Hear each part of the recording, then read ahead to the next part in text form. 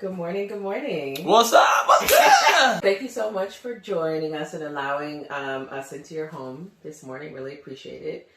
If you could give a little intro on yourself, your name, where you live, and what you do for a living. My name is Justin Peter Kofi Adebi Jones-Fosu the first. My son is the second. Horrible time in kindergarten. I live in Charlotte, North Carolina, and Accra, Ghana. Yay! Woo! Even though I don't have a house there yet, but my parents do. And I am the founder and CEO of Work Meaningful, which is a consulting, learning, and development company where we research the intersection of workplace engagement and diversity and inclusion. Excellent. Thank you so much. So I know you've been and you visited Ghana before several times with your family. However, I wanted to know what inspired you to want to bring others to explore Ghana. Wow. So in 2019, I went and I took my kids to Ghana, and my dad and I weren't close when I was growing up, and so I wanted to go and just kind of have that conversation with him, and ended up realizing I needed to actually forgive my dad. And when I forgave him, I realized that aspect of my heritage I was holding off, and this just overwhelming sense of appreciation for my heritage as a Ghanaian just came over me. And I remember when I was going to Ghana in 2019, I got 3 questions. People asked me, why are you going? Second, I said, are you going on missions? And the third, are you going on safari? And I realized that they didn't say that about Europe. If I said, I'm going to Europe, they're like, oh yeah, let me tell you about such and such. You go here or you go here. And I was like, we have to dispel this narrative that people have about the continent of Africa. And so I was very intentional saying, I did this thing called This is Africa and This is Ghana, right? And then I realized instead of just showing people like on social media, why don't I show them in real life? And so wanting to show them in real life, I started saying, all right, cool. Let me connect my friends and talk to people. And so we started our first tour in 2020. And then we did it again, and it's just been an overwhelming, great response. But it's not a mission trip, right? We're not doing community service. We're going to experience the beauty of what Ghana has to offer. And from the rooftop bars to the jazz clubs to my parents' hut, which is almost like a mini mansion, but then also seeing the school of my dad's the village. And so we're giving people a full picture. But the full hope is that they enjoy Ghana. And if they want to do community service down the road, great, come back. Yep. But that's not the purpose of this trip. Beautiful. I love that. Can you tell us about your experience working with African Conversations and Connections, ACC Tours? Yeah, wow. Oh, ACC Tours has been amazing, right? Like, not only for the tours that I do, but even for my own personal stuff. Like, when I've gone back, I'm like, okay, where should I go? What's the new restaurants? What are the Ghanaian-owned restaurants? What are the new places I should know? How do I get connected to things? And so for me, it's been a conduit to an enjoyable experience. And that's what ACC Tours has been for me. It's been a reliable resource on what I can do, where I can go, and really how can I enjoy Ghana. And that's what I've loved about it. So not only that, but just the people, right? Like the guides are amazing and funny. Are you there? Are you there? And hilarious, right? And it just makes it a great experience. I remember this last time, one of the guides, Dennis, we had a whole song for our group, right? He created it. We're like family, we are one. Hey, family, we are one. Yeah, and like it still sticks. So even if people have come back, we still just sometimes joke and sing that song with each other, the We Are Family song. I love it. And so that's what it's been. So I guess if I could heighten it, it's not only a reliable resource, but a deepened sense of community to the continent. Next question. How do you recruit people to attend your tours? Yeah, so I recruit. Our tours are very specific in the sense of I generally only invite people that are either primary or secondary contacts to me because we try to keep it as a small group because we want to be able to maneuver and go into people's homes and have these unique experiences that aren't as touristy. And so I put out information on social media, and I'm like, hey, I show people the videos of us going to Ghana and what it looks like, and I host information sessions, and people that have at least expressed interest then I shoot them an email and I connect them with ACC tours. And so that for me has been just showing people the beauty, right? Showing people what I experience when I go. They're like, wow, this is Ghana, right? Like, this is Africa, right? And then people express the interest, and then I'm like, okay, cool. Now they have the interest. Yep. Now connect them to ACC tours to be able to nurture that interest. And so it's been word of mouth conversations, but then also some of my posts and videos on social media, people have been engaged with. Excellent. What are some of your responsibilities as a ACC tour group leader leading up to and during the tour? Yeah, so leading up to, my responsibilities are to continue to connect the people to ACC tours. The best thing about ACC tours is I don't have to do the work, right? I don't have to do the work, right? If I had to do the work, there'd be no tour, which is why I love ACC tours. And for me, it's making sure people stay engaged. Some people, because I'm that primary or secondary contact, people sometimes still have questions for me that I can redirect to ACC tours or be able to answer based on my own experiences. So that's kind of leading up to it, just making sure people feel at ease. Because for some people, it's going to the continent of Africa and specifically Ghana is a really big deal in a sense of changing the paradigm of what they've seen and heard about it. So even family members are like, is it safe? And da-da-da. And we're not talking about that for Europe or the other places. We're like, oh, just go and enjoy. And so continuing to reassure them is part of that responsibility that this is going to be an amazing experience. While we're there, it's continuing to be that that voice of, hey, let's just enjoy, just, to be present, to help kind of, while ACC Tours provides guides that do amazing work around, curating the experience, but helping to navigate and facilitate the dialogue of how the experience is going for them.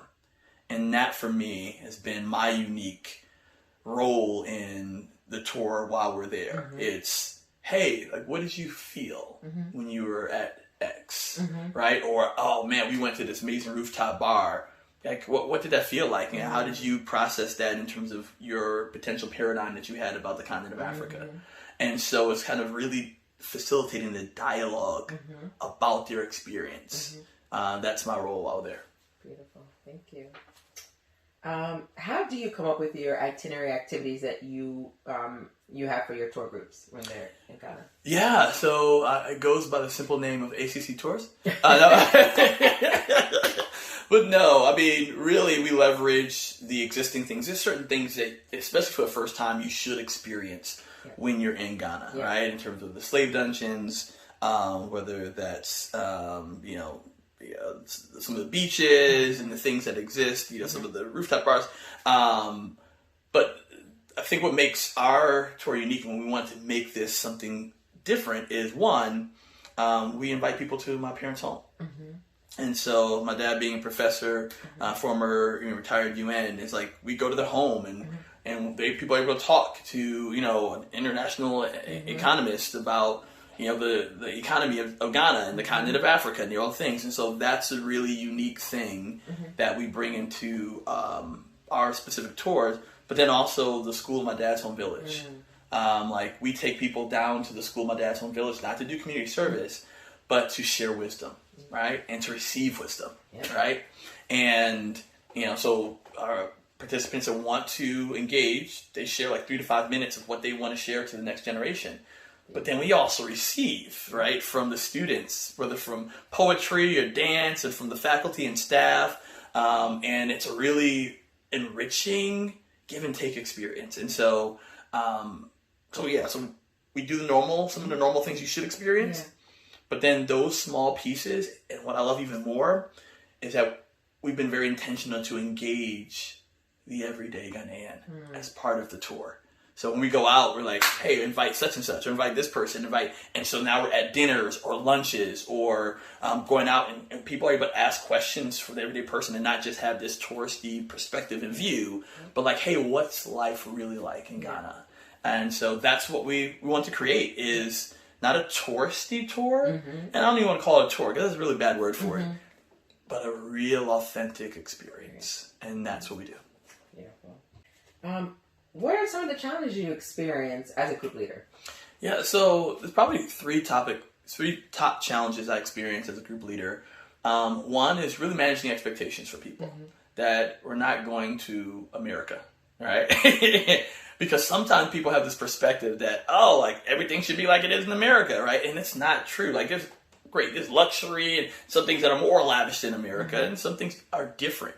And so getting out of our mindset of that difference is wrong, but how do we experience that difference? So one is managing expectations.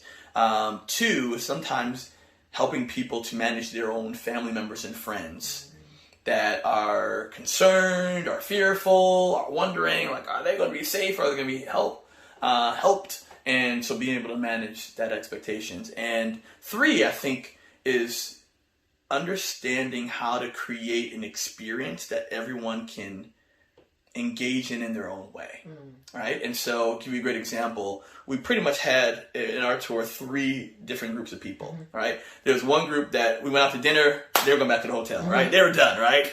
We had another group that they're going to be out every night, right? They're hanging out, right? And then there was another group that was hybrid, like sometimes they go back to the hotel, sometimes they go and hang out, right? And so just creating a space and not expecting everyone to do the exact same thing. But to have that space to be themselves, to recharge if they needed to as an introvert, to go out and dance and have fun if they needed that, but to find a middle ground if they were there. And even one where a guy connected, he's really passionate about, I think like the discus things, right? And so being able to connect, have time for him to be able to go and engage in the discus community in Ghana. So it's having some of that flexibility to identify this is what you should experience because this is me and what I want to do, but what do they want to do? How do they want to engage? That's the power of being a group leader. Beautiful, beautiful. Can you tell me about an experience as a group leader that maybe someone on your tour experienced that really moved you? Wow, there's so many. I think one experience that really, really moved me, that was one of the guys, Don, who came on our most recent tour. And, Don's pretty quiet, right? Didn't say a lot, didn't say much. But I remember once when we were, towards the end, kind of pulled me aside. It wasn't flashy, and he was like, this is amazing. This is exactly what I needed. Right? He's like, I didn't know I needed this. But when I got here, I'm getting goosebumps talking about it. He was like, this is what I needed. And it was like, almost like, wow, like, you just don't know sometimes the power that Ghana and the continent has in shaping and transforming people's lives. That that small, like, there's other people who said, oh, this is great and amazing, but that pull to the side and you it's like I felt his heart, and that moved me. Almost moved me to tears now. That moved me because I was like, wow, like what we're doing is transformative. Like I can't transform anyone. As a group leader, I can't change anybody, but the experience created allows people to engage it and to be transformed themselves, and that's truly moving.